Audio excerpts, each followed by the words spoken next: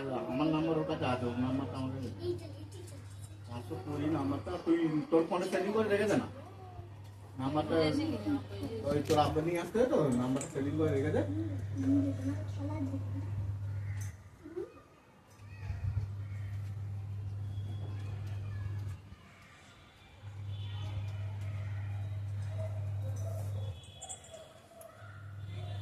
একটা লাল colour tractor ছিল নি, লাল ট্র্যাক্টরটা কালকে ঠিক করতে নিচে আমার সব ছাড়া ঠিক করা বেকার,